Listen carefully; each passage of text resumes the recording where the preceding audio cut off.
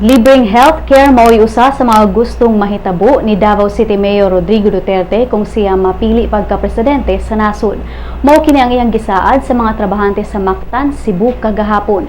Sigo niya, gusto niyang i-require ang tanang private hospitals nga mogamit og 20 ngadto sa 30 ka mga higdaanan alang sa mga kabus ug ang mobayad sa hospital bills ang gobyerno. Apil sa kampanya ni Duterte mao ang pag-promote sa family planning methods, pag-review sa health insurance policy sa gobyerno, pagtapos sa labor contractualization ug ang paghatag og mas dakong bahin sa national budget ngadto sa Visayas ug Mindanao.